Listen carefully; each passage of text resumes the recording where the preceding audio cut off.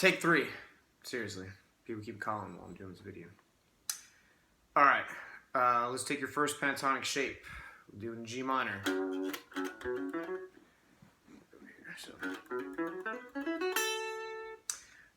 Alright, so we'll do the atom thing first.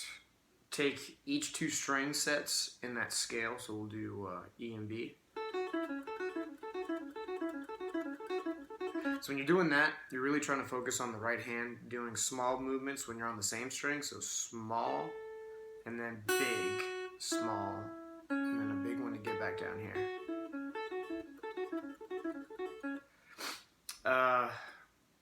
There's like 6 ways you can do that.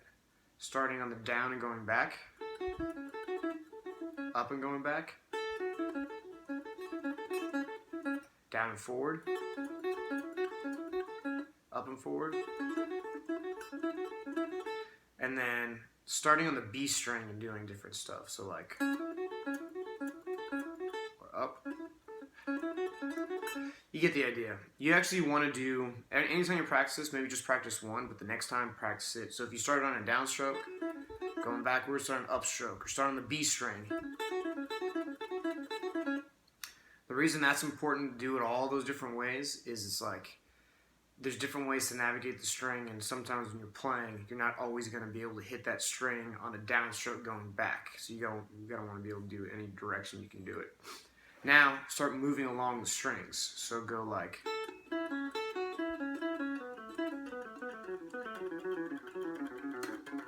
or you can just go. So I'm kind of going 3 at a time, like,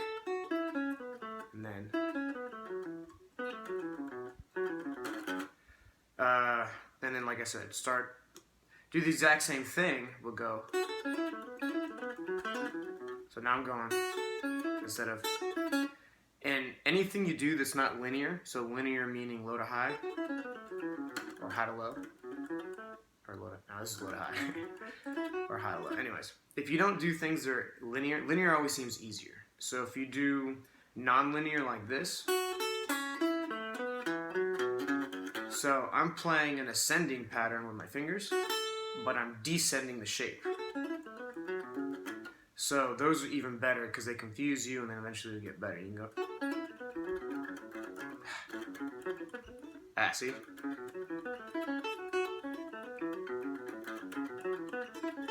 So just doing that, but then try to do little patterns. This is one that Adam showed me that was kind of cool. Do the first one 4 times in a row and then descend, because your fingers will get stuck in the shape, and then descending is going to feel weird, and then you just get good at that. So 1, 2, 3, 4. And like, if you can do it warp speed, like, which I can't. Alright, and the one that I do, let's do the second shape. So, you want to do everything I just showed you in every single fucking shape. So, first shape, god damn it. Second shape, third shape, oops, fourth shape. And try to use the right fingers, that wasn't there. So this one I use the right fingers. Alright, second shape in G minor. This is what I do. Number your notes. 1, 2, 3, 4, 5, 6, 7, 8, 9, 10, 11, 12. So I'm going to go up 1, 2, 3, and then 2, 3, 4, 3, 4, 5, 4, 5. You can kind of get the idea. So really slow, and you can pick each one of these. 1, 2, 3, 2, shit. 1, 2, 3, 2, 3, 4, 3, 4, 5. You get the idea there? So, eventually we're going to want to hammer on and pull off on those. That's the hard part. So do it real slow, just like this first. So your left hand kind of gets the feeling of the shape. And then very slowly, whenever you can hammer on or pull off, when we go backwards, we'll pull off. Do it. And you got to do it really slow because your right hand has to adjust for when it's not playing. So I'm going to go.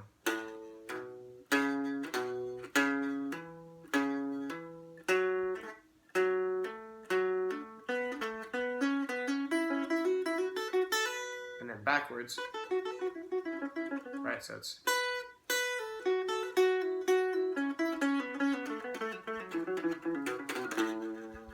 and I'm going on the outside of the strings, meaning that when I'm doing the hammering part, I'm starting on a downstroke if I'm going ascending. So I'm going like,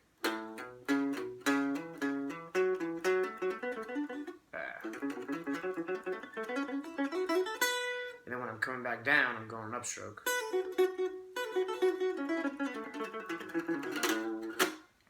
What makes it even harder is if you do that same idea, but starting on the inside picking, so starting on an upstroke, like...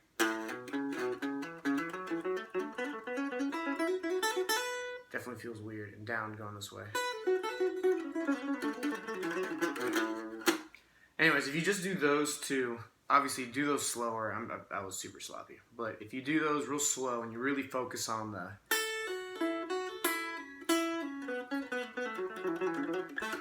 I use, you know, you're not going to use that whole run. Maybe sometimes you will. But just doing this is going to make you learn these shapes even better.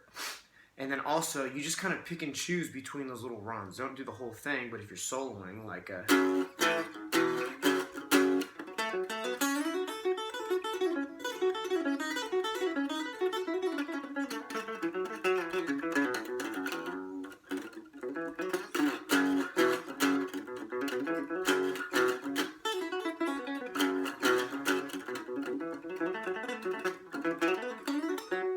And eventually you're going to start wanting to move back and forth, but once you kind of get your bearings when you can move back and forth,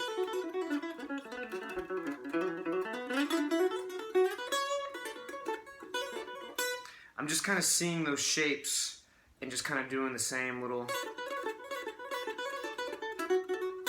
You have a better ear for me to do those like slow bends. It's like, I don't want you really to be trying to shred the whole time, just doing what you do, but having cleaner, quick stuff when you do it. So like when you're doing like that, making sure that's clean instead of like just like, you know, or like,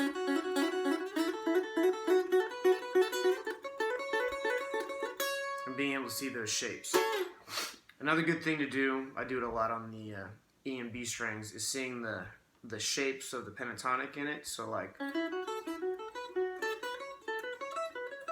there's only one set that's not on top of itself. So right here, those sound really good to just go like...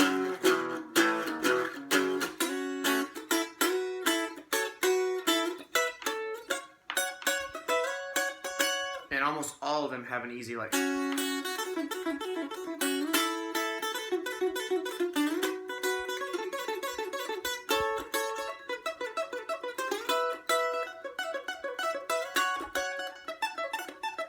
Because of like, except for this one right here, they're all just like that. It really opens up this.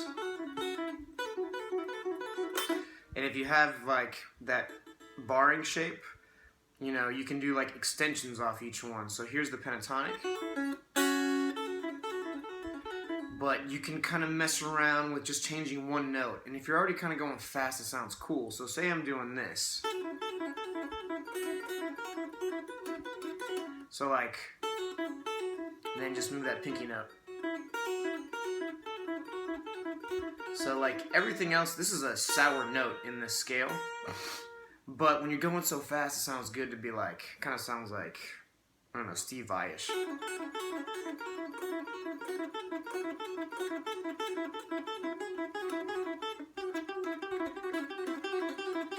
I'm just moving one note and doing the same exact pattern over and over again. Or like,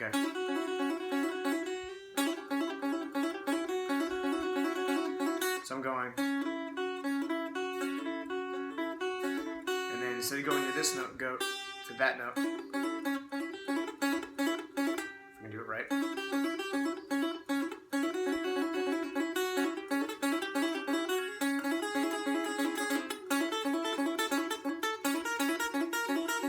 So really just going, and these stay constant. Little things like that sound really cool and give you like a different approach and a different sound to whatever scale you're playing. And like I said, you can do it, all those.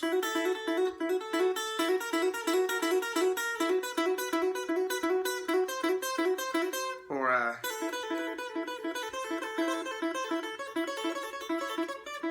I'm going. When I'm doing those triplets, you gotta double up on one to make it fit in the four, so.